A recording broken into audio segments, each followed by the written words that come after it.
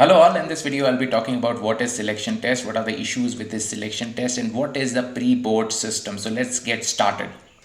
So what is the background of the selection test which is conducted in Meghalaya? So it is essentially an exam which is conducted before the actual SSLC board exam, which refers to class 10th examinations for the MBOs in Meghalaya. So it is like a pre-board exam, but not exactly, we'll see it later, but it is just an exam which is conducted before that to select students who will be appearing, who can appear in the SSLC exam. So this selection test debars a student from appearing in the board exams or not getting the threshold score which is there. So this is the major difference between the selection test and pre-board, and this has been continuing as a practice even before Meghalaya got the statehood. And so basically it's a historical system which has been going on as a convention from long time, and there is a difference in the method by which it is conducted in affiliated and non-affiliated schools in Meghalaya. So affiliated schools, those who have got the opening permission,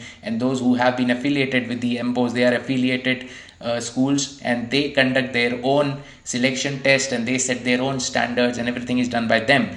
But for non-affiliated schools, it is done by a test board which is apparently at the district level and headed by the district level officials, and they conduct. So there's a lot of variations in terms of when it comes to affiliated and non-affiliated schools in terms of conduct in this selection test.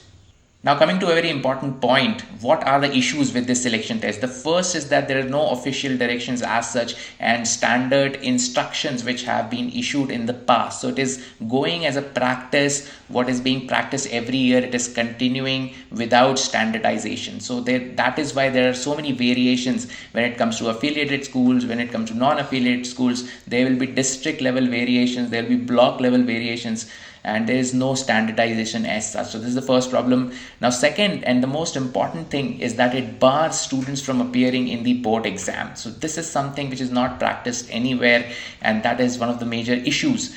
The third is that it's against the very spirit of NEP, in the sense that NEP provides for equitable kind of education and opportunities to be given to all. So this is essentially against the spirit of NEP 2020. Disparities in the conduct of the exam, as I said, since there is no standard direction, there are district level variations, there are regional variations, and there are so many disparities in the setting of the question paper, in the conduct of the exam. And then going to the next point, imposition and variation of the exam fee. Now this is an additional burden for the parents, for the students who have to appear for the selection test, who have to pay this exam fee, and this exam fee is also differing from district to district. So that is another variation which is seen. And the last here point on this slide is that disparity in the threshold to pass. Now what is the threshold to pass? So that also, since there is no clear-cut instructions in the past, so every district is following some kind of a different disparity is there in the threshold to pass. For example, in one district it may be 40% to pass it, in another district it can be 33%. So there is a disparity also in terms of the threshold which is required to clear this selection test.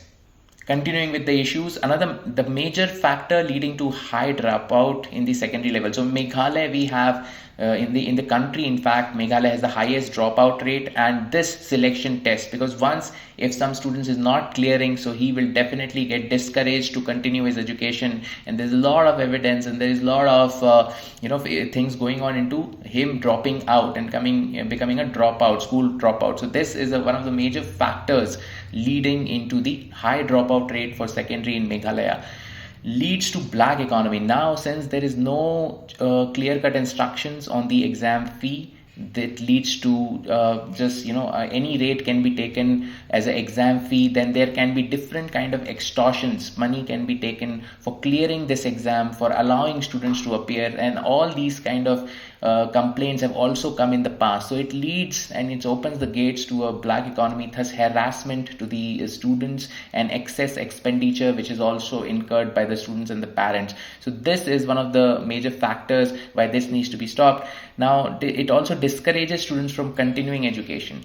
So if I could not clear selection test for some reason, but there is still time, so if if I'm allowed, I can prepare and I can appear in the HSLC exam, but that kind of thing is not possible in this kind of selection test. So it discourages students and leading to dropout, induces a fear factor. So if you are told that you have to clear this exam if you want to appear in the SSLC, so it brings a fear factor in the mind of students. So that is also not correct, and it actually contradicts Article 21, which says that right to life and personal liberty, and the right to appear in the exam, in the board exam, flows from this right. So it contradicts this important fundamental right as well.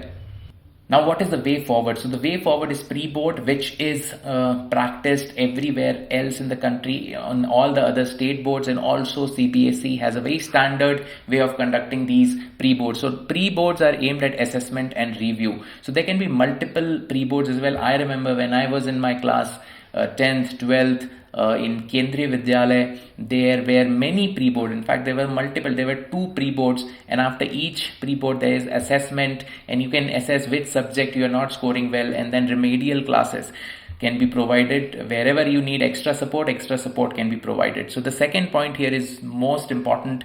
In the current system, there is no opportunity of providing, because if you don't clear the selection test, you will not be appearing. So the whole half of the later part of the year is wasted. In this system of pre-board, it will be followed by remedial classes, which will be arranged by the teachers and of the respective schools. So this system will help them perform way better in the actual board exams.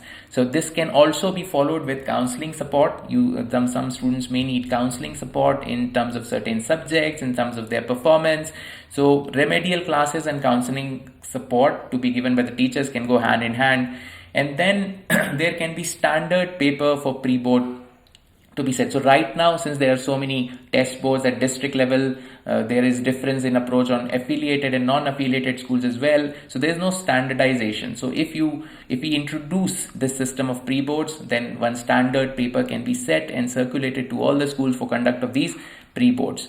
And then also we can have, if there is a standard system, then we can have a proper procedure for the conduct, we can have a proper timeline, and this will give the students time to prepare well, followed by remedial classes and counseling support. And then, as I said before, this is something which is being followed in all the other state boards, and CBSE also follows this kind of pattern. So now these are the issues with the current system of selection test, and we must move towards a system of pre-board. What do you think about this present system? Please leave your thoughts and comments in the comment section. Thank you for watching.